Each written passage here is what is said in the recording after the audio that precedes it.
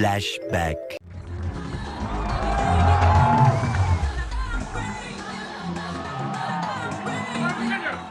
My name is Joe Biden. I'm Jill Biden's husband.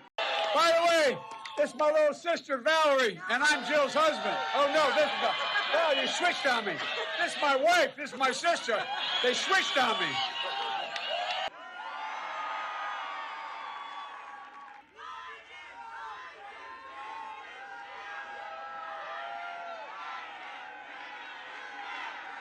That's all right. Let him go.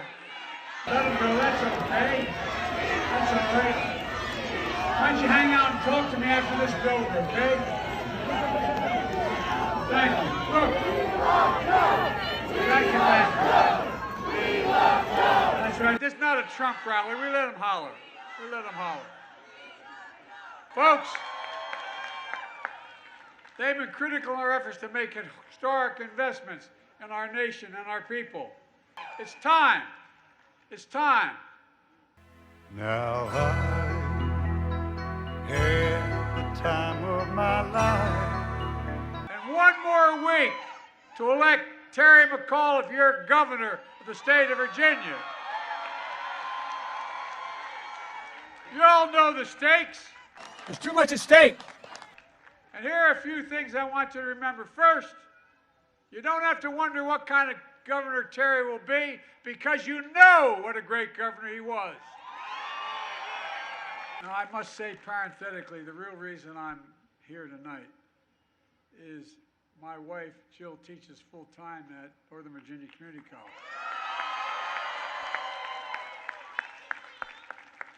And Terry's going to be her boss.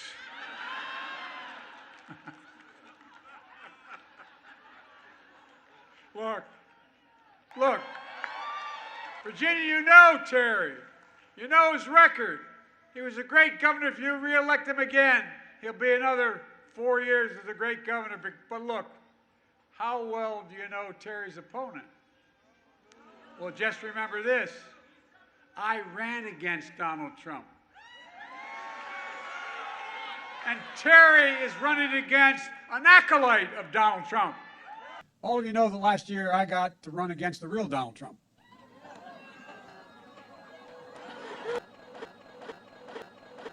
This year, the leading Republican running for governor is the closest thing to a Trump clone that I've ever seen in your state.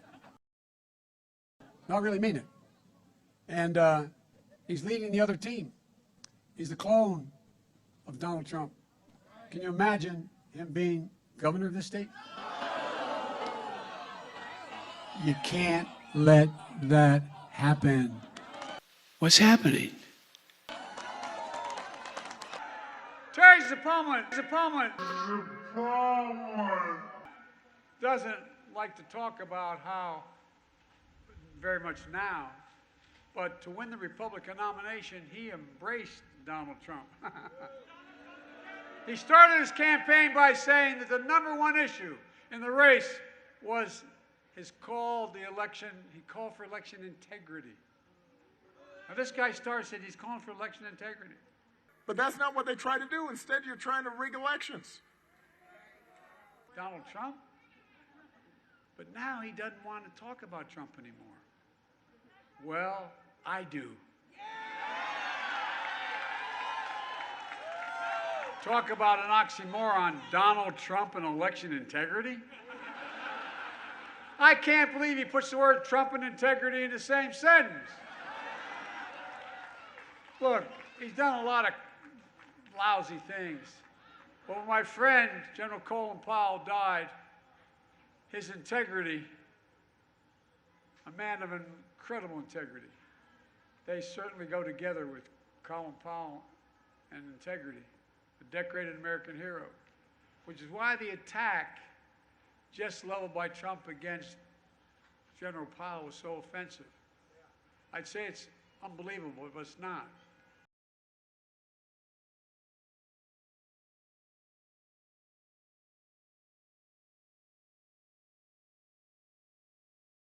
That's who Donald Trump is. All coming from a guy who invented the big lie, drove a mob of insurrectionists to breach the Capitol on the 6th of January. I know that everyone here will soon be marching over to the Capitol building to peacefully and patriotically make your voices heard. And to this day, he incites people all around the country. He said the people who attended his rally and then stormed the Capitol, quote, they were peaceful people. They were great people.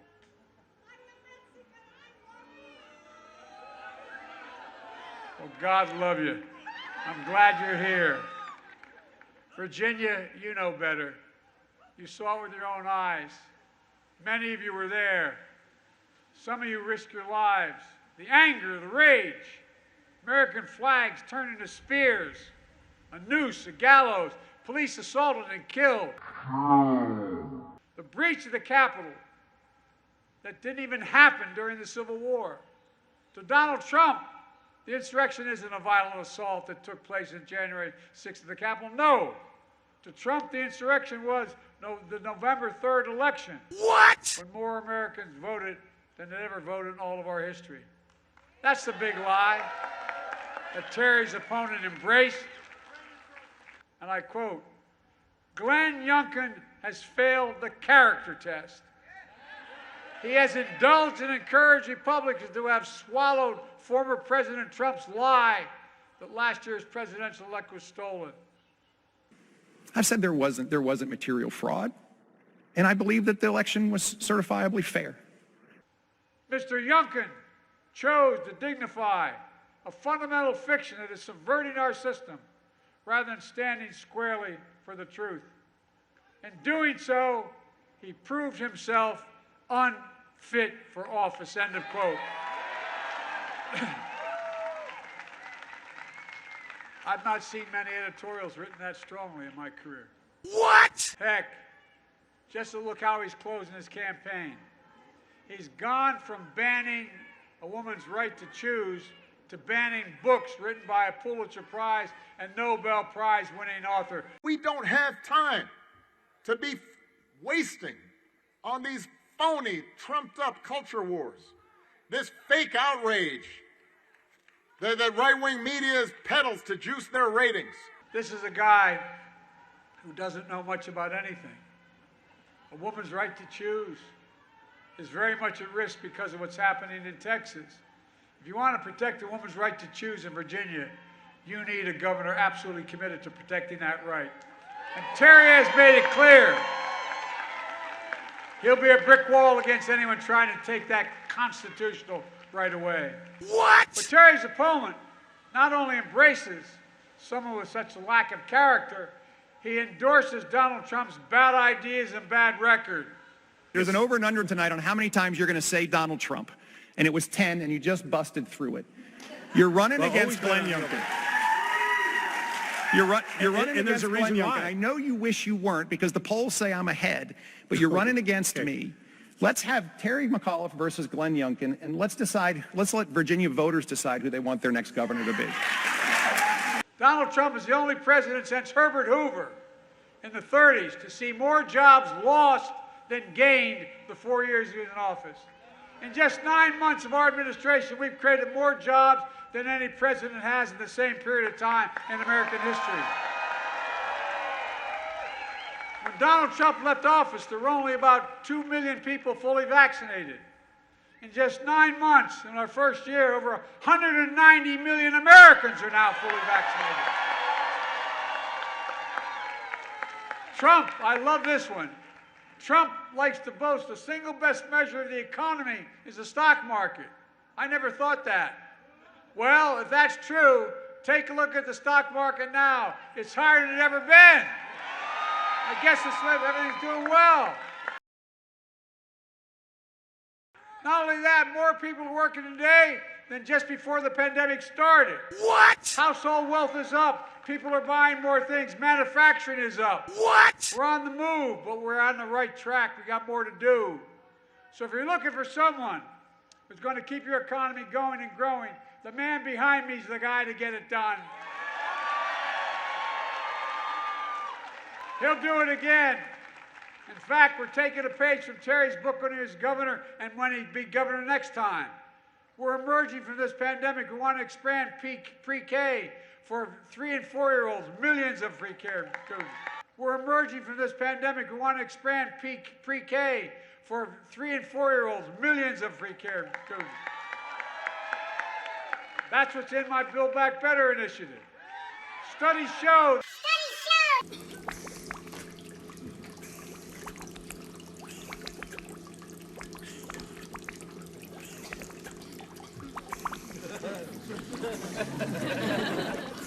And what better, we want better roads, bridges, and airports. No parent should have to park in a McDonald's parking lot to have access to their internet for remote learning. Think about that. Lead pipes, including in their water. Look, folks, every child should be able to turn on a faucet and drink water. Give that guy a drink of water, will you? Look, there are nearly 2 million qualified women in America who are not working today because of child care. We're going to raise the minimum wage that Terry's going to, we strongly support it, to $15 an hour. And here's what else you ought to think about. Terry's opponent has made all of his private pledges of loyalty to Donald Trump. But what's really interesting to me, he won't stand next to Donald Trump now that the campaign's on. Terry is running against an acolyte of Donald Trump. Think about it. He won't allow Donald Trump to campaign for him in this state. And he's willing to pledge his loyalty to Trump in private. Why not in public? What's he trying to hide? Is there a problem with Trump being here? Is he embarrassed? Look at who's been here for Terry. My wife Jill, Barack Obama, Kamala Harris, Stacey Abrams, and so many more.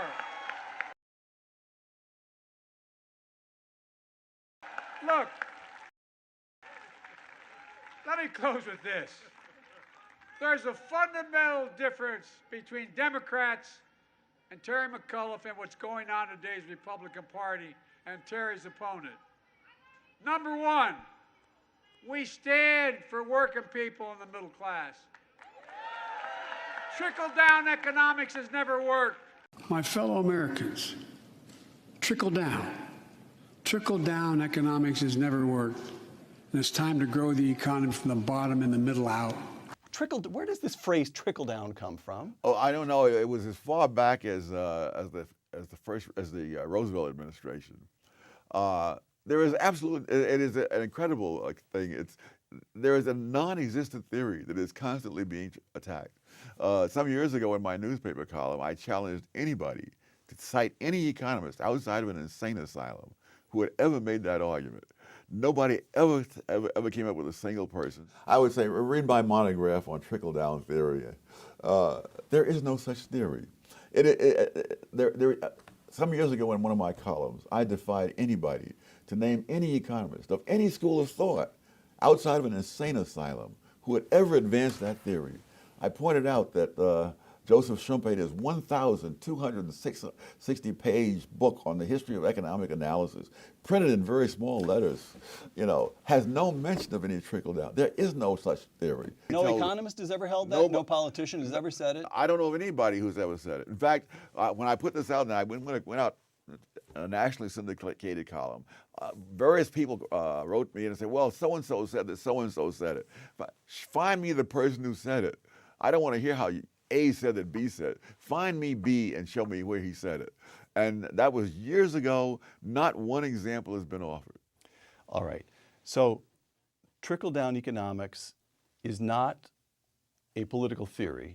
It is a political, I beg your pardon, it's not an economic theory. It is a political hack phrase used. It's a caricature. Caricature. Today's Republican Party stands for nothing but just keep cutting taxes for the wealthy and the most powerful corporations. You've made this progress because you've had the courage and the wisdom to reject the very extremism that has taken over the Republican Party all across America. Think of it. Republican Party nationally is for nothing. Not a joke. Nothing. Nothing. Just look around. Just look around what's happening or the governor of Texas in Florida. The assault on women's right to choose. The lives lost to this pandemic could have been saved.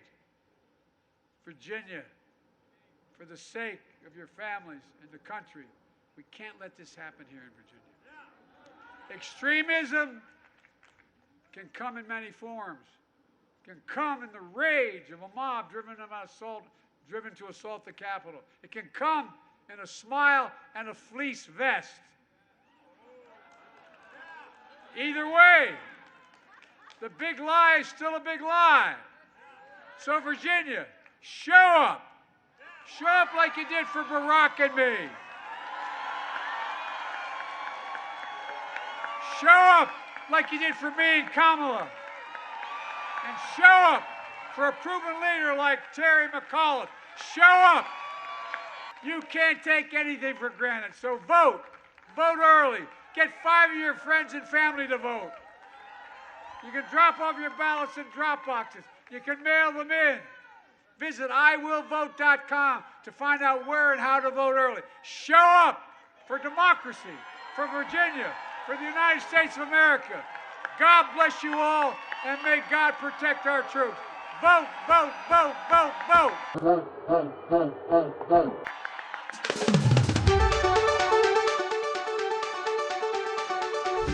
From the driveway of my house to your apartment where I am waiting now. Come on, don't think nights young. Let's go. NYC, Portland, Austin, Anaheim. Maybe not Anaheim. Keep an open mind. I'm just saying, baby, let's go.